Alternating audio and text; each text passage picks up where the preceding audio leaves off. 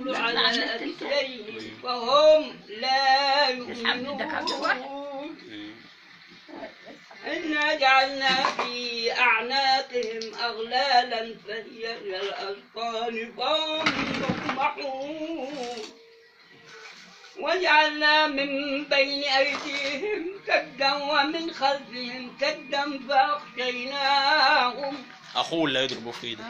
فأغشيناهم فهم لا يبصرون وسواء عليهم أأنذرتهم أم لم تنذرهم لا يؤمنون إنما تنذر من اتبع الذكر وخشي الرحمن بالغيب فبشره بمغفرة وأجر كريم إنا نحن نحيي الموتى ونكتب ما قدموا وآثارهم وكل شيء أحصيناه في إمام مبين واضرب لهم مثلا أصحاب القرية إذ جاء المرسلون إذ أرسلنا إليهم اثنين فكذبوهما فعززنا بثالث فقالوا إنا إليكم مرسلون قالوا ما أنتم إلا بشر مثلنا وما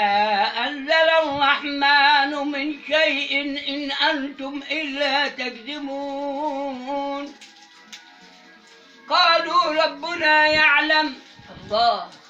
قالوا ربنا يعلم إنا إليكم لمرسلون وما علينا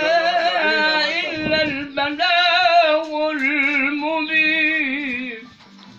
قالوا إنا تطيرنا بكم لئن لم تنتهوا لنرجمنكم وليمسنكم منا عذاب أليم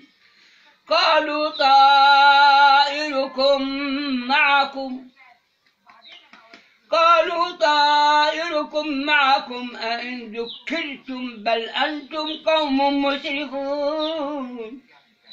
وجاء من أقصى المدينة رجل يسعى قال يا قوم اتبعوا المرسلين اتبعوا من لا يسألكم أجرا وهم مهتدون وما لي لا أعبد الذي فطرني وإليه ترجعون أتخذ من دونه آلهة إن يردني الرحمن بضر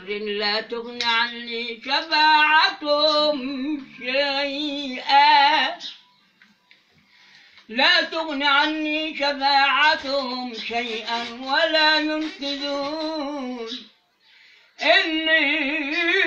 إذا لفي ضلال مبين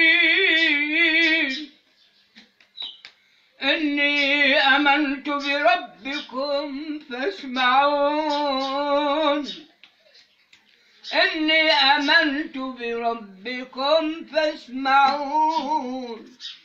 قيل ادخل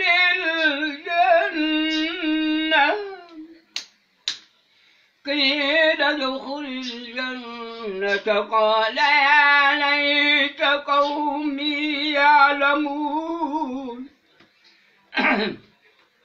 قال يا ليت قومي يعلمون بما غفر لي ربي وجعلني من المكرمين